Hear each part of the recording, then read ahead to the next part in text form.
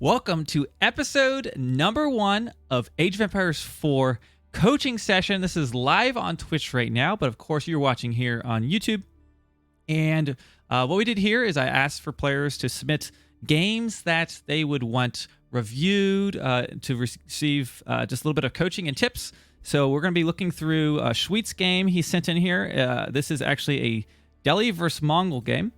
I always ask players to send in a game that they lost, because we can look for maybe moments that could have gone better, and review and always learn from just reviewing. So thank you so much to Schweet, aka on Twitch chat, George, sending in this recording.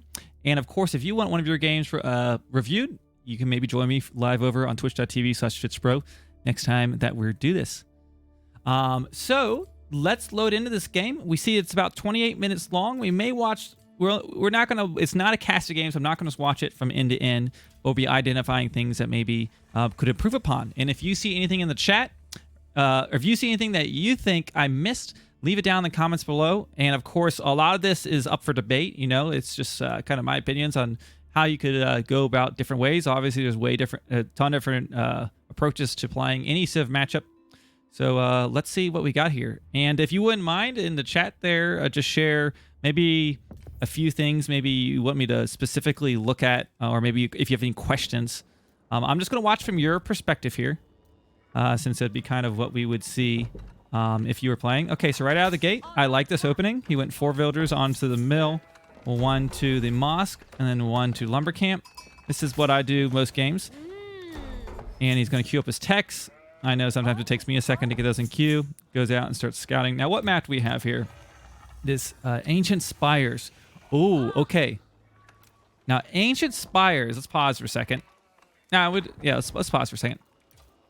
So, this is an interesting map to play. Out of all the maps that have water on them, Ancient Spires would probably be one of the ones that I would actually like playing. I don't really like many of the water maps. But one thing you want to do right away is scout where the water is. Look at the terrible fish spawn here. Oh my gosh. He's got 2 fish in this pond. Oh my lord. Okay, step 1. Get some better RNG and you'll be in great shape. I bet you didn't even know this. That would be, man, some weird ponds on this one. Anyways, you typically want to look for these ponds. And let's see, you're up against Mongol. So you have a hard decision here. You got to decide, okay, am I going to go for the water? Because a lot of Mongol players sometimes will come out with scouts early on, or horsemen or spears, and try to burn down your docks. But with Delhi, you can defend those docks since your fishing boats can shoot. So I wouldn't be too afraid to go out and take these docks early on. Obviously, it's no way to know if you had gone over this and built a dock here. It would just have been in really bad shape. But if you had got on this, it would be great. So let's keep going. So if you wanted to go for water, you would want to throw guys right on wood. I would throw all my villagers on wood, and then I put new villagers to the sheep right next to the town center just to keep that villager protection, and then send a villager out once you've scouted it. So never built a dock at all. Yeah, that would be a good way that you could boost your Age 1 eco. Obviously, I feel like Mongols is sometimes a hard decision because you don't want to stay in Dark Age too long, but you could go for a prolonged Dark Age. You could throw down a rack. Put down your dock, put down a rack so you have some spears to defend any cheese that might be going on. But just something you could do. Let's keep going though. Just giving you some options. If you're on this map, those are some things you could try to do. Now, I know I definitely have idle villagers happen. They hide. Maybe you rallied this guy out, your second villager to wood. But yeah, just trying to make sure you get him there. Hopefully you have a hotkey set for your idle villager to help you grab that quickly. It looks like you are researching Sanctity first, which is what I would recommend. Getting all of our upgrades. Now, interesting. So he's going for the survival techniques first. On this map, I think you should go for wheelbarrow first, because it's gonna be really hard for you to be out here hunting with Mongols, particularly. I would maybe the only one I think I go for survival techniques first nowadays is I think Altai, maps where you have a hunt like right here in your base. Otherwise, go for the wheelbarrow. And I have flipped back and forth between these, so I may or may not have had that in a previous build order. But so far, so good. Look at this. 7 on food. He went two wood, 7 on food, and now going to gold. This is beautiful opening. So really good, just standard opening.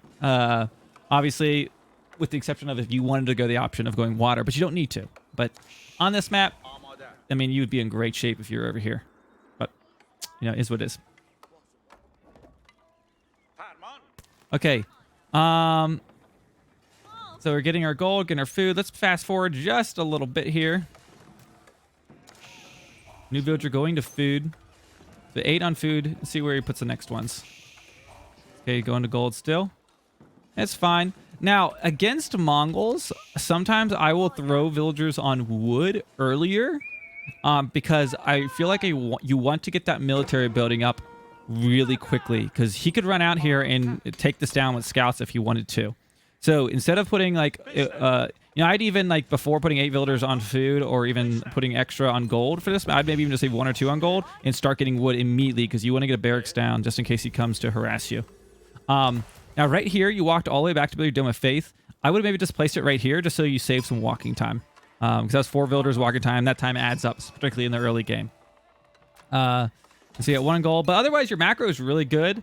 Just against Mongols, I typically try to get wood a little sooner just to try to get a racks out against any early harass.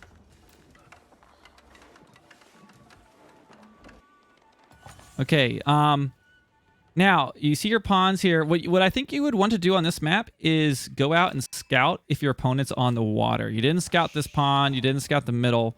But go scout. See if your opponent's on the water. At least go through and see. Oh, look, he built right on the ovu.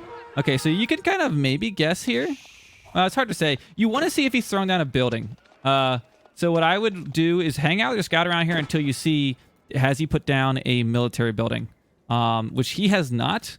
But maybe a little bit more time around here. Like, this would be a good time to be getting some intel. Your scout in the middle is great. Oh my, look at these sacred sites. This is a great spawn for Delhi. This is amazing. A tower here. Oh, be good shape. Be in good shape. Now he's got a nice racks out pretty early going out. Really like that. So timing, he's got 1 spear coming out with the scholar, going to take the sacred site.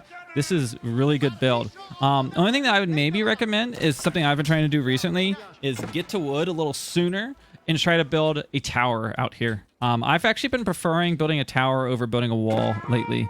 Because walls are going to take a while to build. They're going to show up with archers. They're going to snipe your spearmen. Tower, you can jump in, and that's going to defend that sacred site against most things for quite some time. And Mongols don't have a great answer to towers unless they're like really massing up horsemen, which you're going to have. You're going to have spears out here. And his other option would be, you know, his own spearmen, which are just going to get shot at by those towers. Yeah, he said that he just didn't want to... He hasn't really played water a whole lot, which is fine. Let me make sure I get Twitch chat on the screen here. This might help things out a little bit. Sorry, I hit it because it was glitched at one point. So there. Hopefully you can read that a little bit if you're on YouTube. Okay, but look at this. Great opening. He's got both sacred sites. But, man, this is about as good a spawn you get. Tower would work wonders, but you could also easily wall some of these gaps here. You can add wall here. Well, I don't know. It actually isn't extremely easily wallable. You do kind of have to build some longer segments. Maybe here and here. It'd be a little hard, actually. Yeah.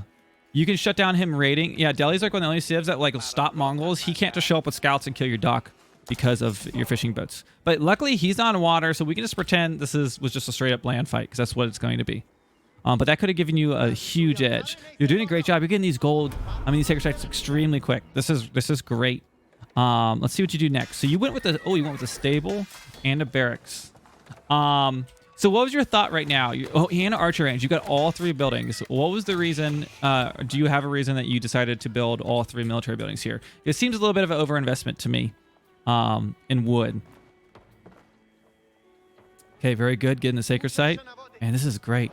Great as far as sacred sites. And this Mongol player is playing so passively.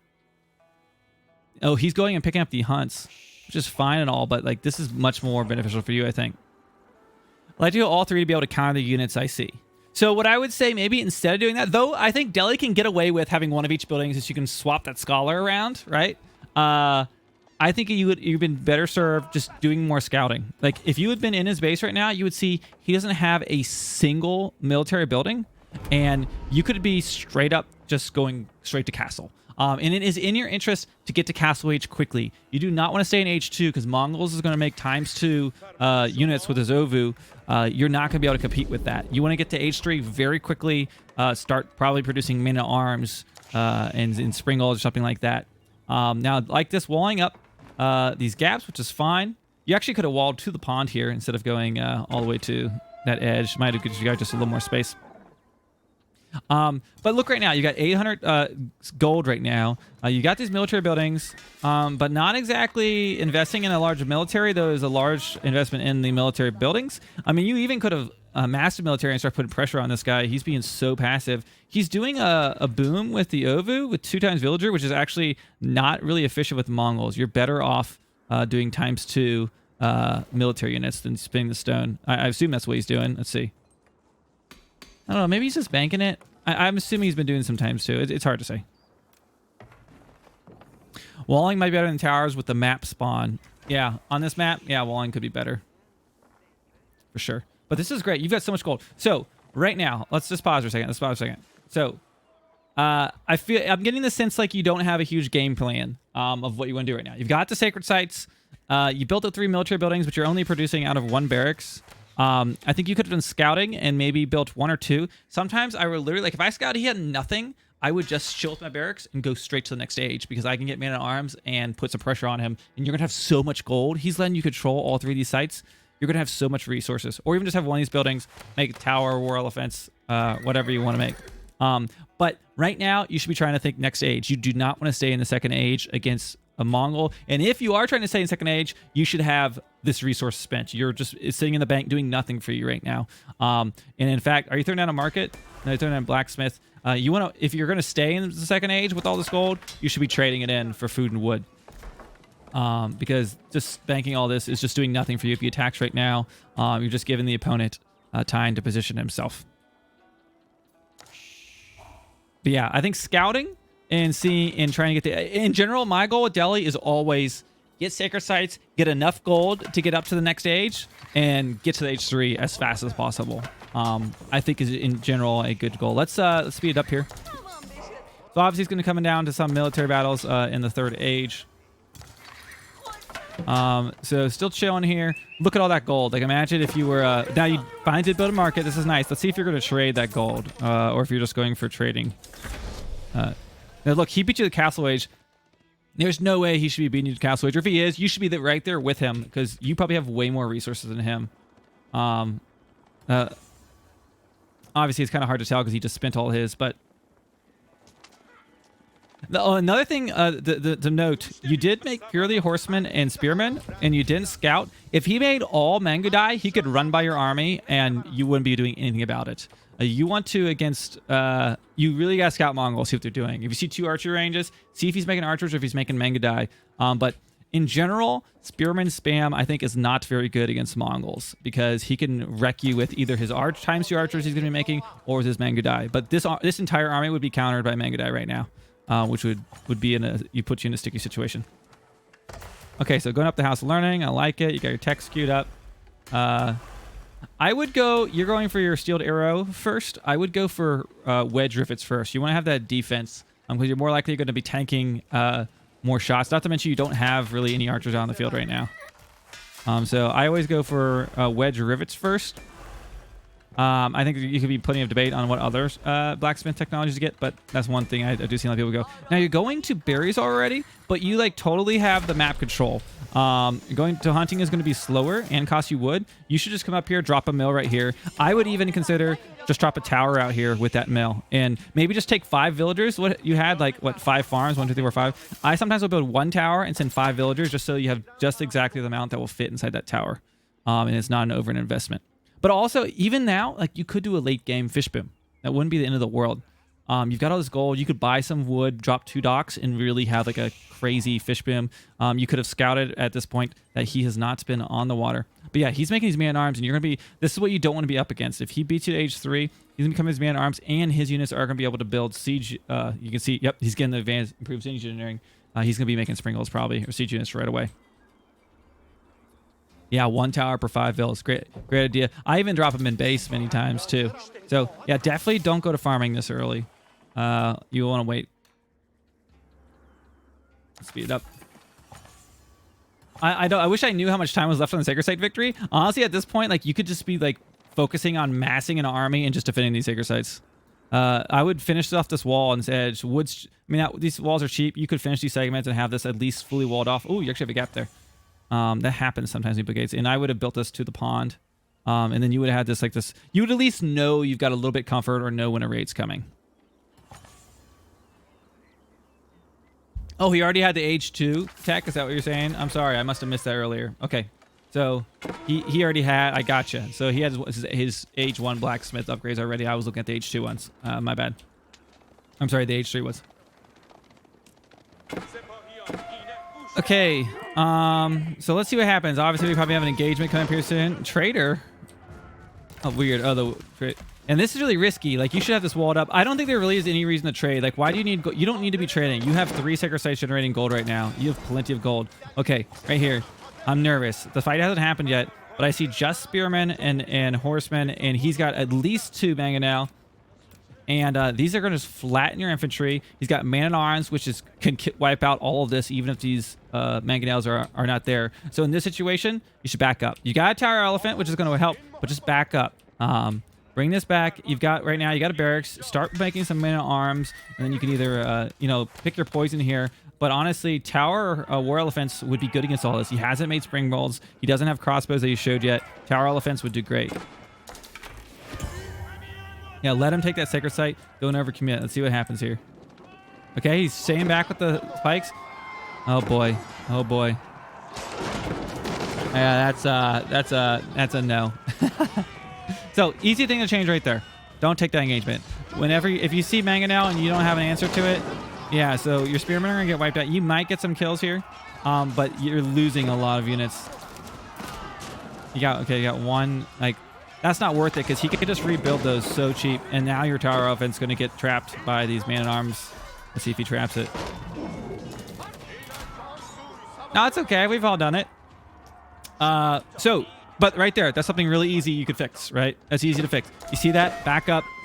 Man-at-arms, force to be reckoned with. Don't go into those with spearmen and horsemen. You need a lot of horsemen and, of course, have them upgraded. Fall back. You can train. Man-at-arms are really good for Delhi, especially early in H3. You already got honed blades, which is great. I would have thrown down several racks and been making man-at-arms. I typically go with a man-at-arms and spring gold combo. Is really good. You got the tower elephants, which is great.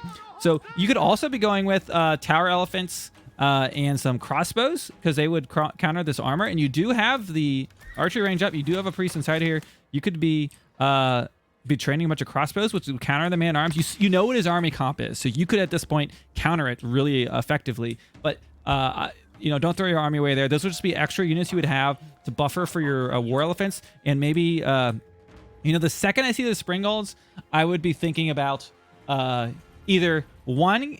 I'm sorry, you see this mangonels. Think about either getting your own spring golds to deal with that, or what I like to do with Delhi, mass up man-at-arms, and you can just sprint right on down to those mangonels and just wipe them out if you can catch them out of position. But yeah, so obviously bad engagement here, but hopefully that's an easy thing to fix. And you can see he's being battle rams. So you know he's coming, and he's got, as we know, you can see through the fog of war, all he has is man-at-arms right now. So you should be making the counters that. I see you making some crossbows, which is excellent. Like, if you had your own mass of crossbows and man-at-arms and was able to deal with these siege units, you'd be in a good spot because he's only making man-at-arms right now. Well, so the crossbows are good, but you need some buffer for the front line. So imagine if you had those pikes, you had those cav, you had your own man-at-arms here. Like, I would have thrown down a second rack, maybe even a second rack and a second archer range. And when you can go like, you can go man-at-arms and crossbow, or you could go, for that artillery, or that workshop to take out these mangonel. Yeah, force march, you can just sprint in with man. If you have a big mass of man-at-arms, you can sprint in and take down. But at this point, you know he has a ton of man-at-arms, so it's going to be hard to outmass him because he can do ×2. Yeah, I'll talk about this macro. I think you have villagers, no villagers in queue right now, so keep these villagers in queue. But yeah, wood. I would pull every villager off wood right now. I mean, I still, even at this point in the game, would have been like, go over here and drop 3 docks and just have a crazy water boom. But he's coming. You don't have time for that. You could be throwing down extra military production facilities, and you could be just trading stuff up. You're still gaining the gold as of right now, but you're going to need to be pulling them. I could even pulling off. You could go for get some stone real quick to throw a castle down in base. Will help you of a defense if he does push really hard. Sometimes he will overcommit. He does have 3 rams, so it'll be hard. Honestly, I would go for like 4 barracks and just be spamming man-at-arms. Your tower elephants can tank some shots and get up and take out those mangonel. You still see he only has man-at-arms. I'm worried you're going to get to... Now, the problem with making too many crossbows with what he has is, I'm wondering if we're going to see it, mangonel can flatten this army. So you better have these in spread formation, and you better make sure they're out of range of the mangonel, because... now, I've noticed this a few times from rallying issues. I don't know if you're using control groups, but make sure you're setting these to shift and then a number. So shift... I like to do like one building, shift 4, and then another shift 5, and then another shift 6. So that'll be all you need, and then I use 1, 2, and 3 for my units. And so you can easily press 1, re-rally, like pull your troops back so you don't lose. Now these guys came back, but you want to be careful not to rally forward. Yeah, no, you don't really need traders, I don't think, as Delhi. He's getting attacked by a wolf. Yeah, so look at that wood there. Imagine if that was split between food and gold. Yeah, you throw down some siege workshops. I like this. You have all this wood. So now you could re-macro. Like, I would almost even commit, if you're going to 2 siege workshops, pull these food guys and go to gold. And what you could do is you could have 2 scholars inside of here, and you could just be massing spring golds. You have the wood in the bank. You can just get that gold, and you can just start massing spring golds. Stay back. Wait for him to attack into you, because those spring golds are going to outrange him as he fights in this. Like, you could stand back here, and you could be sniping things as he's coming in. Okay, so here comes an engagement. Now, he's got springles on the back line. Mangonel's going to take shots. You knew he had at least the mangonels. Now, the springles are new news, but you know they're probably going to be there. You should be thinking about how you're going to take these out. And looking at this engagement right now, it doesn't look like you have a plan for how you're taking out these spring units. Now, you have a lot of man-at-arms. You could have popped this forced march, and first thing I would have done is split my troops and rush this down while the flower elephants were on the front line with the crossbow shooting. But you're outnumbered here for sure. So crossbow's doing good work, but yeah, this is just going to be devastating your army. You're just like taking a ton of damage from these siege units. Right now, you good. I like this villager pool. I would recommend. I was about to say it. That's perfect.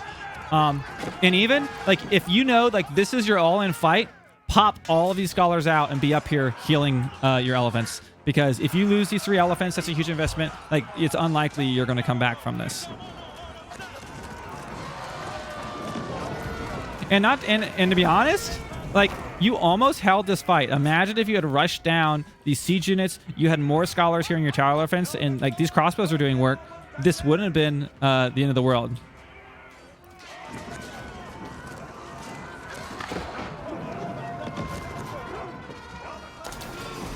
Yeah, I mean, look at this. All things considered, like, this fight didn't go that bad. Like, I felt like you were a little bit outnumbered, and I think maybe just outmaneuvered as far as, like, these things were just dealing the damage on you that entire time. I think you could even have won this fight. At this point, I would pull this elephant back. You just know he's not going to... He's just going to take a ton of damage. Oh, look at this. Oh, I love it. Honestly, this is a great play with these villagers. I don't hate it.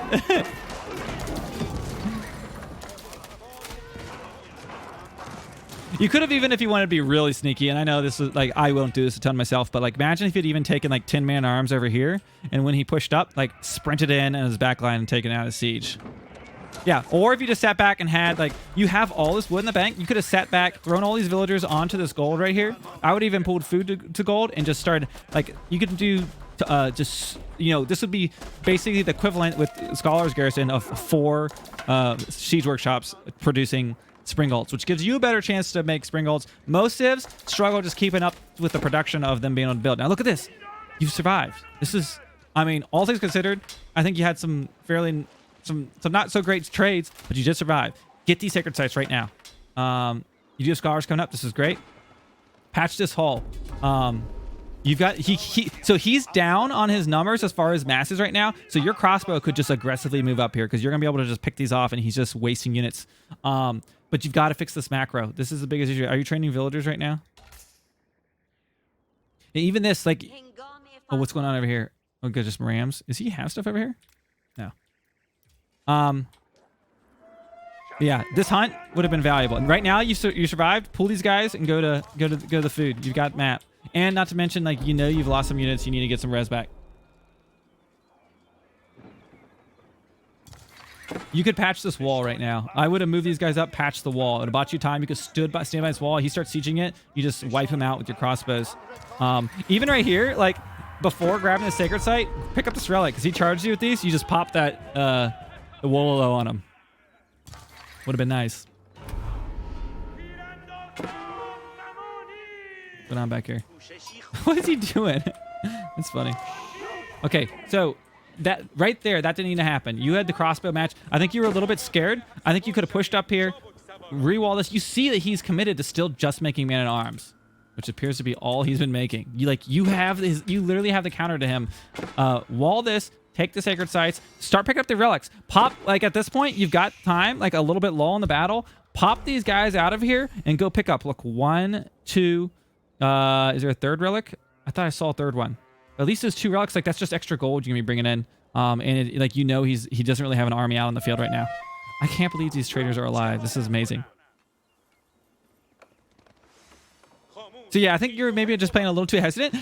Honestly, I expected him to push in and take you out with that fight. Like, you survived this, and you're in the commanding position. Move up, fix this wall. You could even, like, you got some horsemen, like, send them out here. Send one here, send one here. You can usually bet with Mongols that they're trading, which he amazingly is not. But you start just running around here and seeing what's going on. You know he's out on the field gathering, and you can start getting him on the defensive, which gives you more room to boom. Okay, so now here's what I'm worried about. You know he likes making siege units. We've already seen him he's making purely man-at-arms and siege units. You've had all this time, you have all this wood, you've got plenty of res, and you haven't made any springles. Honestly, with Delhi, sometimes I'll have one control group for barracks, one control group for siege workshop, and I just make man-at-arms springles. It's so good.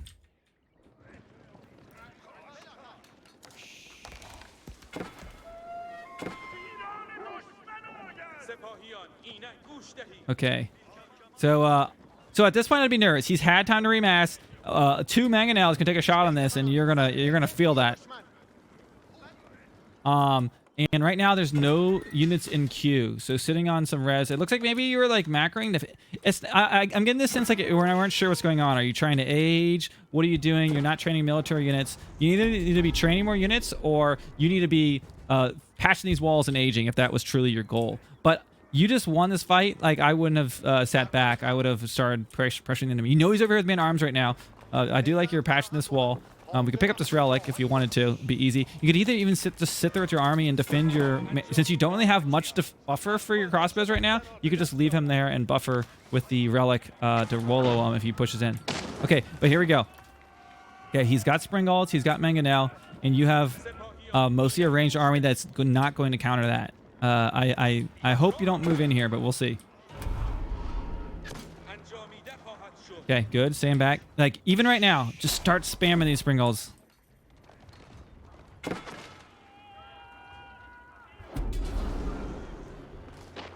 Some tower elephants. And heck, you could make all the tower elephants to your heart's desire. You've got the res. These things cost 450 to 600 gold. Like, you could be spamming some tower elephants, and then maybe some Springals to take this out. Okay, looks like going... Not sure exactly what those are doing. So it just looks like indecision here. And we look at the res split. I'm kind of curious here. Let's look where we land. Okay, you've got a lot of res, but his is all tied up in his army. And now he's in a pretty scary spot. Oh boy, oh boy. Now hold on. You know he's got these Mangonel. This is not a head-on battle you want to take. I like that you're going for the flank. Love this. This is great. But yeah, they're just gonna snipe your tower elephants. Oh my gosh. You take one of those shots, pull back immediately. Don't sit there. Oh no. Oh no. Hopefully it doesn't happen. Did he get the Okay, he got the manga now. Now look, like, hold on. Look how well your crossbows are countering his man-at-arms. Like, he's got this siege army, which is really good, and you've got all this res of the bank. Imagine if you had spent all this and you had several more racks pumping out, your own man-at-arms, you has several springalds, like you would be cleaning this fight up. Because you are just absolutely roasting these man-at-arms right now. He knows you have crossbows and hasn't been really countering you a ton. Like he should have kept those mangonels. He should have made more mangonels, honestly. Yeah, honestly, like you're taking these fights with less units and still like coming out okay. Like this was an okay trade for you, to be honest. You lost here one war elephant and some horsemen. Like all of your crossbows have stayed alive. He should have, like, if you had spent your res, you would have been in a great spot. And you're still just been getting this free gold. Look, like all this free gold you're getting. So you could even, like, if you wanted to, like, re-macro, sell some res, get some food if that was, like, limiting. But still, more military buildings. You either need to have your res tied up in an army, you need to spend it. Or if you're really trying to AH, like, get there. Don't mess around and, like, kind of throw back, maybe drop a keep or something. I'm going to speed this up a little bit. So he takes that sacred site.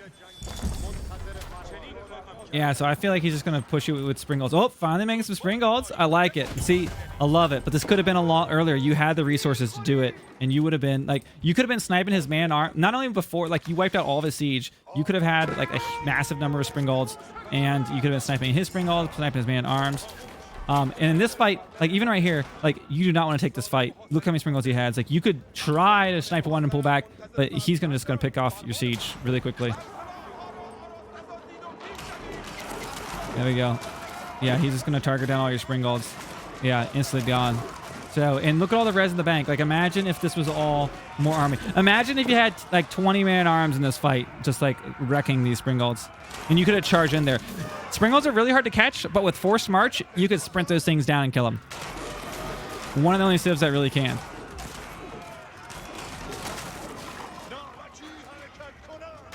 So, obviously, fight not going in favor, and I think it's probably just going to snowball from here.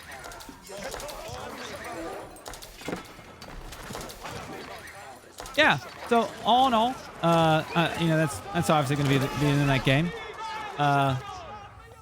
But all in all, I think you could have just spent your res, be aware of your enemy's army comp.